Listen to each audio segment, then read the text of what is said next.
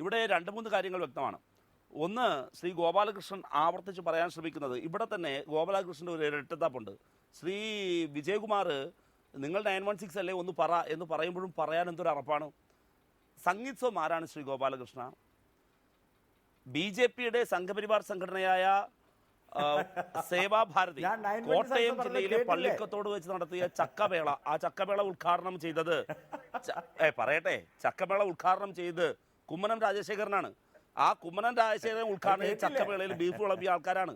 നിങ്ങളുടെ BJPയുടെ സംസ്ഥാന നേതാവ് സുരേന്ദ്രൻ പരസ്യമായി ബീഫ് തിന്നുന്നത് പിള്ളേരെടുത്ത് ഫോട്ടോ എടുത്ത് ഫേസ്ബുക്കിൽ പ്രചരിപ്പിച്ചപ്പോൾ ഞാൻ തിന്നതെല്ലാം ഉള്ളിക്കറിയാണ് എന്ന് കള്ളം പറഞ്ഞ ആളാണ് സുരേന്ദ്രൻ. എന്ന് ബീഫ് തിന്നിട്ട് ഉള്ളിക്കറി എന്ന് പറഞ്ഞതുപോലെ ഇവിടെ ഇപ്പോൾ നിങ്ങൾ സംഗീത് സോമ കച്ചവടം നടത്തുന്നത് പോലെ താങ്കൾ വന്നിരുന്ന് ഓരോന്ന് പറയാണ്.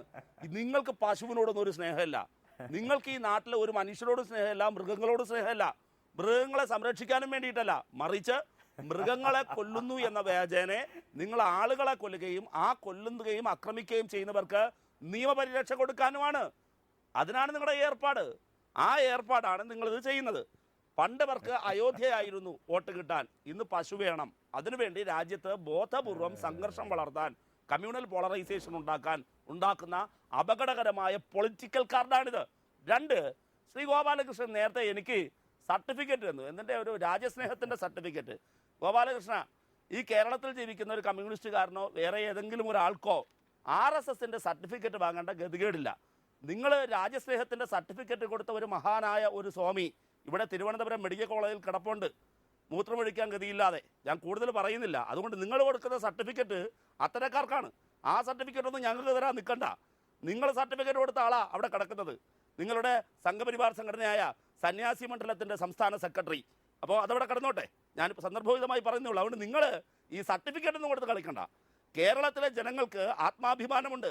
കേരളത്തിലെ ജനങ്ങൾക്ക് ബീഫ് തിന്നാലേ പറ്റുള്ളൂ എന്നൊന്നുമല്ല, മറിച്ച് രാജ്യത്ത് എവിടെയെങ്കിലും ഭക്ഷണ സ്വാതന്ത്ര്യത്തിൻ്റെ പേരിൽ നിങ്ങൾ ഇത് ദളിതർക്കെതിരായ കടന്നാക്രമണമാണ്. നിങ്ങൾ നോക്കൂ, രാജ്യത്ത് ഇന്ത്യ ഏറ്റവും അധികം ഇപ്പോൾ ബീഫ് കയറ്റുമതിയെക്കുറിച്ച് ഇവിടെ പലരും പ്രതിപാദിച്ചു. ബീഫ് കയറ്റുമതി മാത്രമല്ല, തുകൽ വ്യവസായത്തിലേക്ക് നിങ്ങൾ വാ. തുകൽ വ്യവസായത്തിൽ ഏറ്റവും പ്രധാനപ്പെട്ട ഇന്ത്യയുടെ ബ്രാൻഡാണ് കോലാപുരി ബ്രാൻഡ്. ഈ പശുവിൻ്റെ തുകൽ ഉപയോഗിച്ച് ചെയ്യുന്നത് മഹാരാഷ്ട്രയിലെ ഒരു പ്രധാനപ്പെട്ട ഗ്രാമമാണ് കോലാപുരി. ആ കോലാപുരിയിൽ ഉൽപ്പാദിപ്പിക്കുന്ന കോലാപുരി ബ്രാൻഡഡ് ചെരുപ്പ് ലോകത്താകെ പ്രശസ്തമാണ്.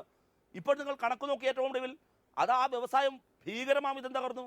രാജ്യത്ത് ഇന്ന് കൃഷി നശിക്കുന്നു. ആ കൃഷിയെ ആശ്രയിച്ച് ജീവിക്കുന്ന മനുഷ്യൻ്റെ അത്താണിയാണ് പശു. പശുവിനെ ഉപയോഗിക്കുന്നത് നിലവുഴാൻ മാത്രമല്ല, മറിച്ച് ആ പശു വളർന്ന് അല്ലെങ്കിൽ കാള വളർന്ന് ഈ പറയുന്ന മൃഗങ്ങളെല്ലാം, ഈ ലിസ്റ്റിൽ പറയുന്ന മൃഗങ്ങളെല്ലാം വളർന്നു കഴിഞ്ഞാൽ അതിനെല്ലാം വിൽക്കുക. ഞാനൊരു കാര്യം ചോദിക്കട്ടെ വിജയകുമാറെ, ഒരു പ്രായം കഴിയുന്ന വാർദ്ധക്യം പ്രാപിക്കുന്ന അതുകൊണ്ട് കൃഷിക്കോ പാലിനോ മറ്റാവശ്യങ്ങൾക്കോ ഉപയോഗിക്കാൻ കഴിയാത്ത ഇത്രയും മൃഗങ്ങളെ എന്ത് ചെയ്യണമെന്ന് അവർ പറയുന്നേ? നടത്തി BJPയുടെ സംസ്ഥാന കമ്മിറ്റി ഓഫീസിൽ കൊണ്ട് എനിക്ക് കെട്ടിക്കൊടുക്കണോ? കേട്ടില്ല. ഞാൻ ആ ചോദ്യം ബി ഗോപാലകൃഷ്ണനോട് ചോദിക്കുന്നുണ്ടായിരുന്നു, അദ്ദേഹം മറുപടി പറയുന്നില്ല ആ വിഷയത്തിൽ. ഞാൻ മറുപടി പറയട്ടെ. പറഞ്ഞു. അതെന്ത് ചെയ്യണം? അത്തരം ഞാൻ മറുപടി പറയില്ല. ഗോപാലകൃഷ്ണൻ ചോദ്യങ്ങളോട് പ്രതികരിക്കാനല്ല,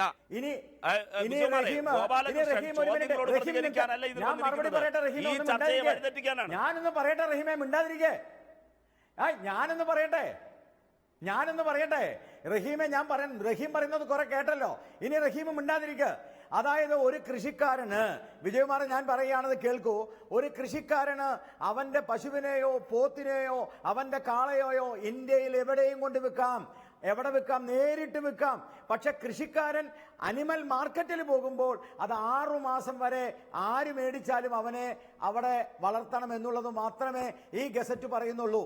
അതുകൊണ്ട് ഗസറ്റിനെ കുറിച്ച് ബഹുമാന്യനായ സെബാസ്റ്റ്യൻ പോളിന്, എന്തായാലും റഹീം വായിച്ചില്ലെങ്കിലും സെബാസ്റ്റ്യൻ പോൾ വായിച്ചിട്ടുണ്ടാവുമെന്നാണ് ഞാൻ വിചാരിച്ചത്.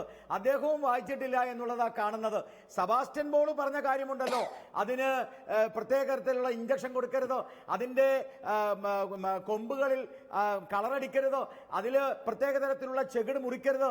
ഇതൊക്കെ തന്നെയാണ് ഈ ഗസറ്റിൽ പറയുന്നത് ബഹുമാനപ്പെട്ട സെബാസ്റ്റ്യൻ പോൾ. പിന്നെ റഹീം, കുമ്മനം രാജശേഖരന്റെ ചക്ക സമ്മേളനത്തിൽ റഹീം പോയിരുന്ന ബീഫ് കഴിച്ചത് ഞാൻ അറിഞ്ഞില്ല.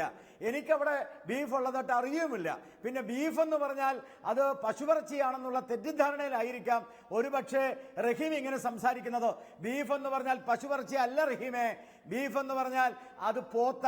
ആ പോത്തിറച്ചി ഞങ്ങളെല്ലാം കഴിക്കാറുണ്ട്, ഞാനും കഴിക്കാറുണ്ട്. റഹീം കഴിക്കുന്നതിനേക്കാൾ 2 പ്ലേറ്റ് കൂടുതൽ കഴിക്കാം, സംശയമൊന്നുമില്ല. പിന്നെ നേരത്തെ കോർപ്പറേറ്റിനെ കുറിച്ച് പറഞ്ഞു റഹീമെ. കോർപ്പറേറ്റിന്റെ കാര്യത്തിൽ നിങ്ങൾക്ക് പറയാൻ എന്ത് അവകാശം?